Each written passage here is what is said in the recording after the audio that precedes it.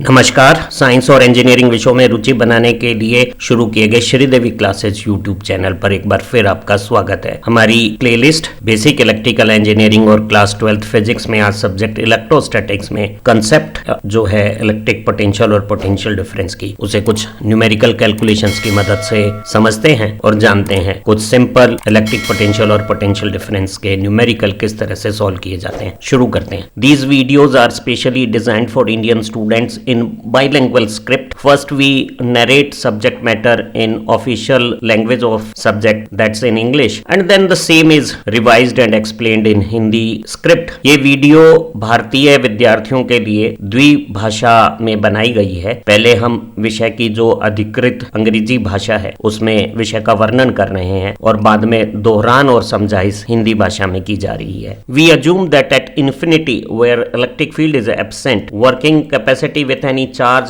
there is zero, and we define potential of a point in electric field as total amount of work done in moving a unit positive charge from infinity to that point position. So if q charge is moved from infinity to any point r in electric field and work done is w, then w divided by amount of charge work done per unit charge is potential of that point. And in an electric field of E intensity, q charge will have a force QE, and if we make a displacement, then dot product of force and elemental displacement is elemental work done. And in electrostatics we take a negative sign in this expression because for bona fide calculation of positive work we have to move positive charge against direction of force. So this dl cos theta is displacement component opposite to the direction of electric field, and in this radial direction of electric field, if displacement is along electric field, then dl cos theta is taken as dr, and work done per unit charge, this charge of force expression get cancel out, and potential is integration of elemental potential difference, and elemental potential difference is negative product of electric field intensity and elemental displacement opposite to electric field. And for a point source charge capital Q, electric field at r distance is given as kq over r square, and at that r distance if we make a elemental displacement dr along radial lines, then elemental work done per unit charge is this yellow expression, and total work done in moving a unit positive charge from infinity to r dash position in the electric field of source charge capital Q can be obtained by integration. Minus kq comes as constant, 1 over r square integrated as minus 1 by r square, and the limit infinity and r dash when taken out, and this expression when simplified results in kq by r. That means potential of a source charge capital Q is an inverse function of distance of test position, and positive source charge produce positive potential and negative source charge produce negative potential, and potential is higher at closer distance position and it decreases inverse of the distance from source charge. अनंत स्थितियों पर जहां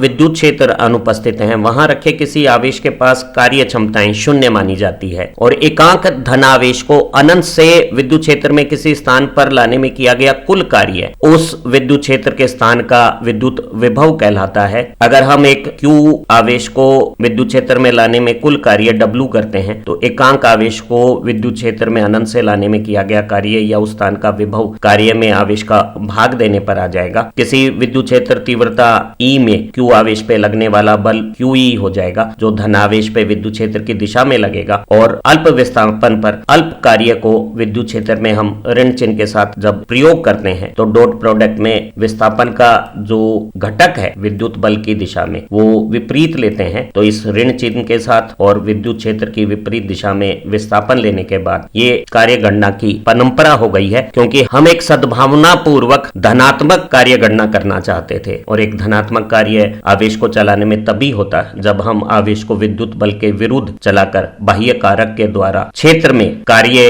या ऊर्जा का निवेश करते। ये dl cos theta E की ठीक विपरीत दिशा में विस्थापन का जो रूप आया है, E की जो त्रिज्या सदिश है उसकी दिशा में से dr माना जा सकता है। तो किसी विद्युत क्षेत्र तीव्रता में तीव्रता के ठीक विपरीत dr विस्थापन करने पर अल्प विभवांतर माइनस E dr रूप से ज्ञात हो जाएगा, और एक असमरूप विद्युत क्षेत्र में एकांक आवेश को चलाने में कुल कार्य या विभव ऐसे अल्प विभवांतर के समाकलन से ज्ञात हो जाएगा। एक अल्प विभवांतर विद्युत क्षेत्र की तीव्रता का विस्थापन के साथ नेगेटिव चिन्ह के साथ गुणन है, और माइनस E dr के इस इंटीग्रेशन को अगर अगर एक बिंदु आवेश के विद्युत क्षेत्र के लिए किया जाए तो एक Q स्रोत आवेश का R दूरी पे विद्युत क्षेत्र KQ/R² है, और जब इसे समाकलन किया जाएगा तो -KQ कांस्टेंट है 1/R² के इंटीग्रेशन -1/R में जो अनंत से R' दूरी तक हम विद्युत क्षेत्र में आने की जो सीमाएं हैं उन्हें बाहर ले जाते हैं, और सीमाओं का इस्तेमाल करने पर ये R' दूरी का स्रोत Q आवेश से जो विभव बनता है वो KQ/R हो गया है, और साफ जाहिर हो रहा है किसी बिंदु का विभव स्रोत आवेश के मान के समानुपाती है। धनात्मक स्रोत आवेश के लिए विभव धनात्मक और ऋणात्मक स्रोत आवेश के लिए विभव ऋणात्मक है, और ये स्रोत से प्रेक्षण स्थल की जो दूरी है उसके व्युत्क्रमानुपाती है। Practice of some numerical examples will definitely improve our understanding about electric potential difference. We have given an inverse square electric field as 100/x² and it is in -x direction or in -eta direction in volt per meter unit, and we have to find out potential difference between two position in that electric field which is at 20 meter and 10 meter positions. So we know potential is integration of elemental potential difference, and elemental potential difference is -E dx, and for given electric field which is negation of 100/x² in I direction, and this displacement is opposite to that I direction, so we have taken this negative sign. Now these two negative sign will become positive, and the limits are our starting point is x1 20 meter and end point is x2 10 meter. So total amount of work done in moving a unit positive charge from 20 meter position to 10 meter position in this electric field is given by this expression. Here 100 is constant common, it will come out of expression, and 1/x² integration is -1/x, and the two limits are 20 meter start point and 10 meter end point are used. First in place of this variable x 10 meter the end point is used, then sign is changed, so this negative become positive, and initial position of our movement 20 meter is placed for x, and the solution will result as -5 meter, and it is quite clear. This is plus x or eta direction, and electric field is directed as shown by this blue arrow in -eta directions, and when we make a displacement from 20 meter position to 10 meter position of an unit positive charge, it will move itself by the force of electric field. We won't have to do work, in fact we will get work. So the potential of point 10 meter will decrease from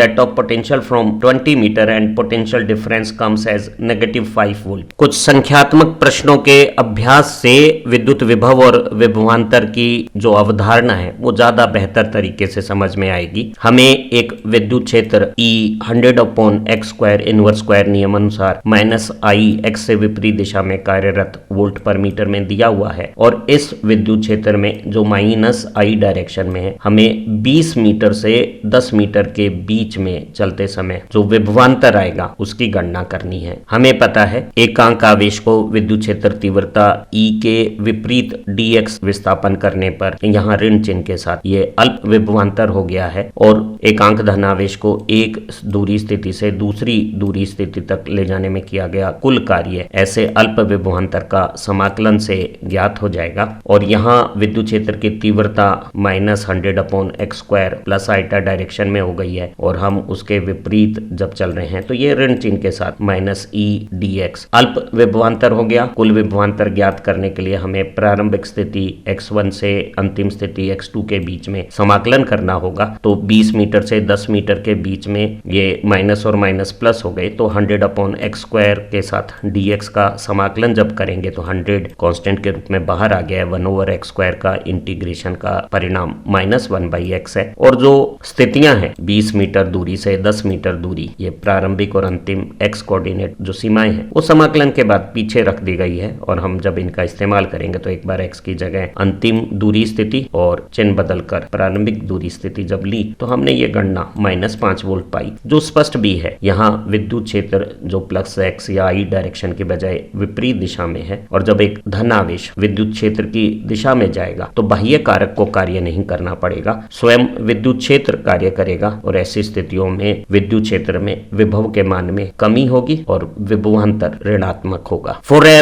point charge Q at a distance r or a spherical charge of Q amount at a distance r from its center, electric field intensity is given as kq/r² and electric potential is given as kq/r. Now using these two relation of electric field intensity and potential, if out of 4 electric field intensity, potential, charge and distance of test position. If any two is known to us, we can find out other two. When Q and R is given, E and V can easily be calculated. But when V and E is given, if we take a ratio of the two, KQ and 1R will get cancel out and it become distance of test position from source charge or center of the sphere. And this relation can be modified to obtain potential of test position when electric field intensity and distance of that position is given, or the same relation can find out intensity of electric field at test position when potential of that position and distance of that position from source charge is given. Similarly, when we square potential and divide it by electric field intensity, this KQR square is divided by KQ by R square, then we will find that 1 KQ and R square will get cancel out and the ratio becomes KQ. So this relation can be used to find out source charge amount as V square upon KE. So these two are useful and friendly relation, but one precaution is required to use these relation, and that is the potential magnitude and electric field intensity magnitude used in these relations are for same distance position of test point from source charge. We have given a point source charge that produce field intensity of 200 volt per meter and potential of 600 volt at certain observation point. Now what is the value of source charge and what is the distance of that observation point? We have to find out. We know the ratio of potential at any point and electric field intensity at that point gives the distance of that point from source charge. So we can find out distance of observation point by ratio of voltage and electric field intensity. Voltage is given 600 volt, electric field intensity is 200 volt per meter, and from dimensional rule also we can find out that this ratio is got dimension of length. So distance of observation point is 3 meter in our example. Similarly, if I divide V square by E as ratio, I got KQ, and modification of this relation gives me charge of source as V square upon KE. So to find out source charge when V square is divided by KE, voltage is 600 volt, K a constant 9 into 10 to the power 9, electric field intensity is 200 volt per meter, and for calculations this 6 square is 36, 9 2 is 18, so number is 2, and if we take power, this is 10 to the power 4, this is 9 and 2 11, then this calculation become 10 to the power minus 7. For microcoulomb calculation 10 comes here, so this answers microcoulomb. एक Q मान के बिंदु स्रोत आवेश से R दूरी पर या एक Q आवेश के गोलाकार आवेश के केंद्र से R दूरी पर विद्युत क्षेत्र की तीव्रता KQ upon R square volt पर मीटर होती है और उसी जगह पे विद्युत विभव KQ अपॉन R होता है। अगर हम विद्युत क्षेत्र की तीव्रता KQ अपॉन R स्क्वायर या विभव KQ बाई R के रिलेशन का इस्तेमाल करें, तो अगर हमें विद्युत क्षेत्र की तीव्रता, विद्युत विभव, आवेश और परीक्षण स्थल की दूरी, इन चारों में से कोई भी दो ज्ञात हो तो हम बाकी दो ज्ञात कर सकते हैं। जैसे आवेश और दूरी दी हुई है तो हम विद्युत क्षेत्र की तीव्रता और विभव ज्ञात कर सकते हैं, लेकिन अगर हमें विभव और विद्युत क्षेत्र की तीव्रता दी हुई है तो इनका अनुपात अगर हम गणना करें तो देखते हैं कि KQR में जब KQR स्क्वायर का भाग दिया तो ये अनुपात R आ गया है। अगर एक विमा नियम से भी देखें तो विभव की यूनिट है वोल्ट और विद्युत क्षेत्र की तीव्रता की इकाई है वोल्ट पर मीटर, तो ये मीटर इकाई में अनुपात V अपॉन E परीक्षण स्थल की स्रोत आवेश से दूरी आ गई है। हम इस सूत्र को मॉडिफाई करके अगर हमें विद्युत क्षेत्र की तीव्रता और परीक्षण स्थल की दूरी मालूम है तो विभव ज्ञात कर सकते हैं, या हमें विभव और परीक्षण स्थल की दूरी मालूम है तो इस अनुपात से उसी जगह पे विद्युत क्षेत्र की तीव्रता ज्ञात कर सकते हैं। इसी तरह से अगर हम विभव के वर्ग में विद्युत क्षेत्र की तीव्रता का भाग दें तो KQR का होल स्क्वायर में जब KQ अपॉन R स्क्वायर का भाग दिया गया तो एक KQ और R स्क्वायर यहाँ अंश और हर में आने पर निरस्त हो गए हैं और यह अनुपात KQ के बराबर हो गया है। इसे अगर रूपांतरण किया जाए तो हम स्रोत आवेश के मान को V स्क्वायर में K जो कि एक कांस्टेंट है और विद्युत क्षेत्र की तीव्रता E के भाग से ज्ञात कर सकते हैं। तो अगर किसी स्थान पे हमें विभव और विद्युत क्षेत्र की तीव्रता ज्ञात हो तो हम स्रोत आवेश का मान इस सूत्र से ज्ञात कर सकते हैं। एक प्रश्न में एक बिंदु आवेश से किसी परीक्षण स्थल पर जिसकी दूरी ज्ञात नहीं है विद्युत क्षेत्र की तीव्रता 200 वोल्ट पर मीटर और विभव 600 वोल्ट दिया हुआ है। हमें स्रोत आवेश का मान और स्रोत आवेश से उस बिंदु की दूरी ज्ञात करनी है। तो हमें मालूम है कि अगर हम विभव और विद्युत क्षेत्र की तीव्रता का अनुपात निकालते हैं तो ये स्रोत से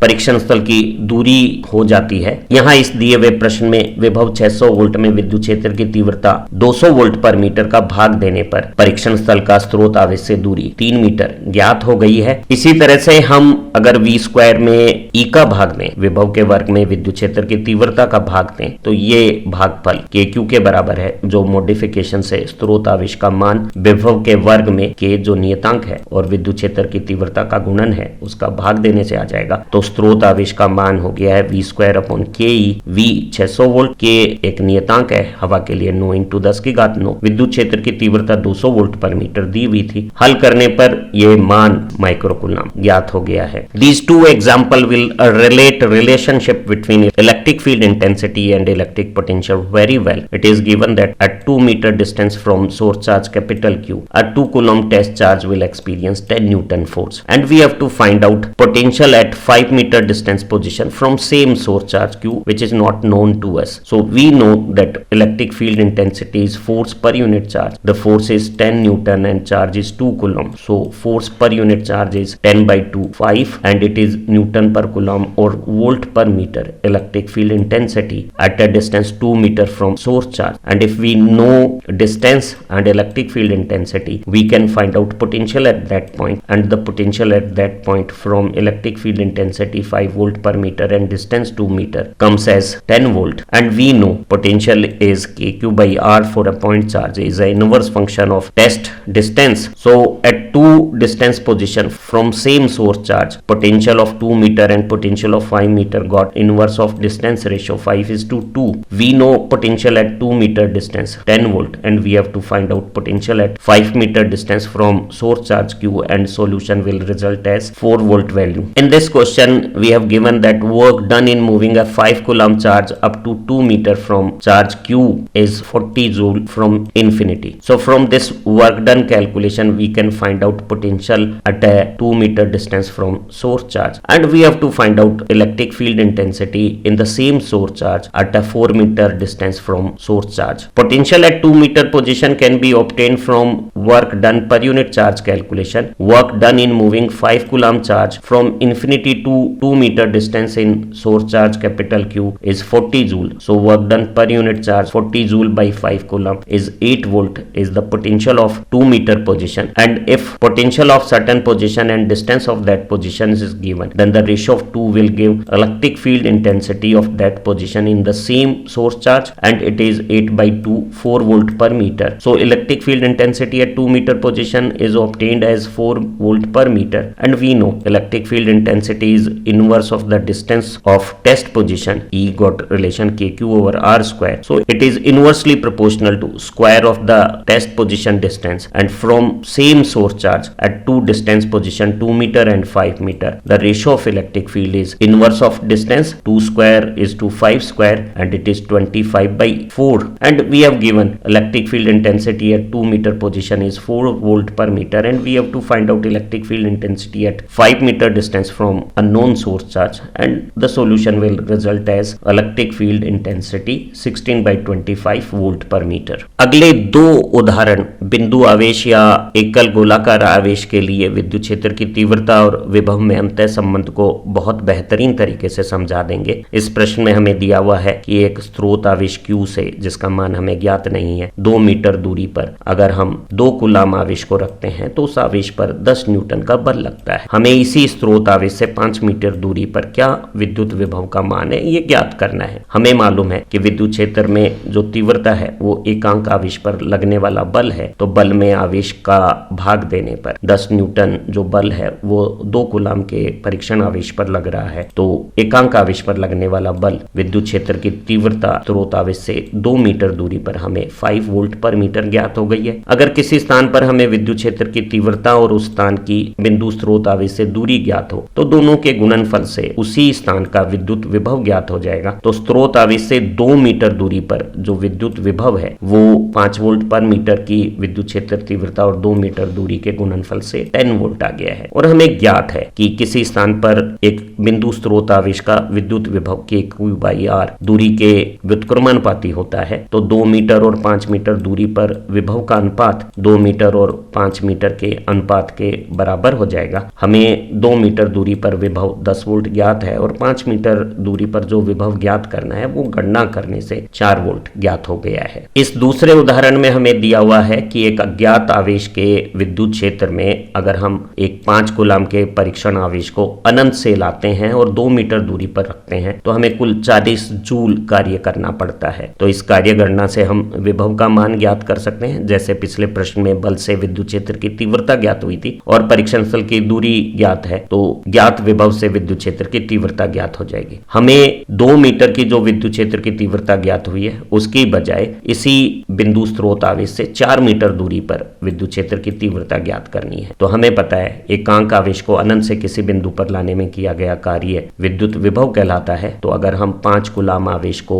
लाने में 40 जूल कार्य करते हैं तो एकांक आवेश को लाने में किया गया कार्य जूल पर कूलाम में 8 या 8 वोल्ट हो गया है। ये 2 मीटर दूरी पे स्रोत आवेश से विद्युत विभव का मान आ गया है। अगर हमें विद्युत विभव और उस बिंदु आवेश से उस तल की दूरी मालूम है तो इसके अनुपात से उसी स्थान पर उसी आवेश का विद्युत क्षेत्र तीव्रता में संबंध ज्ञात हो जाएगा। तो 8 वोल्ट 2 मीटर दूरी पर है तो उस 2 मीटर दूरी पर विद्युत क्षेत्र की तीव्रता विभव और दूरी का अनुपात 4 वोल्ट पर मीटर आ गई है। और अगर हमें 2 मीटर पे विद्युत क्षेत्र की तीव्रता ज्ञात है तो विद्युत क्षेत्र की तीव्रता का जो सूत्र है Q/R² वो दूरी के वर्ग के व्युत्क्रमानुपाती होता है। तो हमें 2 मीटर और 5 मीटर पे जो विद्युत क्षेत्र तीव्रताओं का अनुपात है वो 2 मीटर के वर्ग और 5 मीटर के वर्ग के अनुपात के बराबर होगा। हमें 2 मीटर पे विद्युत क्षेत्र की तीव्रता 4 वोल्ट पर मीटर ज्ञात है। 5 मीटर पे जो विद्युत क्षेत्र की तीव्रता ज्ञात करनी है वो गणना करने पर 4 और 4 का गुणा ये 16 हो जाएगा और 25 हर में आके ये 5 मीटर पे विद्युत क्षेत्र की तीव्रता 16/25 वोल्ट पर मीटर आ गई है। An electron is accelerated by a potential difference of 100 volt. So what is work done by electric field and if this work get converted into kinetic energy then what is kinetic energy of electron and the velocity of electron. So we know that kinetic energy of electron is work done by potential difference and work done per unit charge is potential difference, and if charge q is accelerated by potential difference delta v then total amount of work done is q delta v.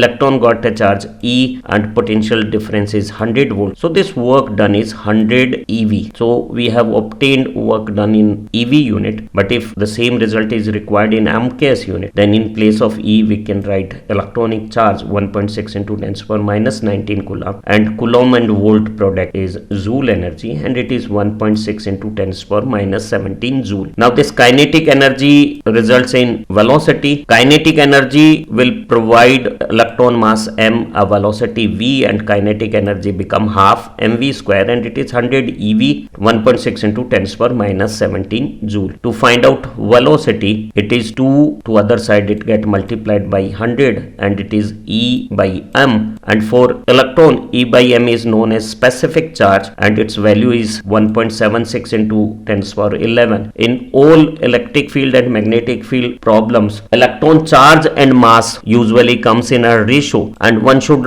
remember this ratio as 1.76 into 10⁻11, and when this is substituted this 10⁻11 with 110 become 10⁻12 an even power and square root will result in 10⁻6 and 10 by multiplication to 1.76 becomes 17.6 and when it multiplied by 2 it become 35.2 and this square root nearly comes to value 6 or slightly less than 6. So this figure will approximately match our objective options to pick right answer. अगर एक electron को 100 volt के विभवांतर पे त्वरित किया जाए तो विद्युत क्षेत्र के द्वारा किया गया कार्य क्या होगा, और अगर यही कार्य गतिज ऊर्जा में बदल गया है तो इलेक्ट्रॉन की गतिज ऊर्जा और अंतिम वेग ज्ञात कीजिए। तो हमें पता है कि इलेक्ट्रॉन की जो गतिज ऊर्जा है वो विद्युत क्षेत्र के विभवांतर द्वारा किया गया कार्य है और एकांक आवेश पर किया गया कार्य विभवांतर है। क्यू आवेश पर किया गया कार्य क्यू डेल्टा वी हो जाएगा। इलेक्ट्रॉन का आवेश ई है, विभवांतर 100 वोल्ट है, तो ये कार्य ईवी इकाई में 100 ईवी हो गया है। और अगर हमें इस एमकेएस जूल इकाई में से बदलना चाहे तो ई इलेक्ट्रॉन चार्ज की जगह 1.6 into 10⁻⁻19 कूलम लिख देंगे और ये 1.6 गुणा 10⁻⁻17 जूल ऊर्जा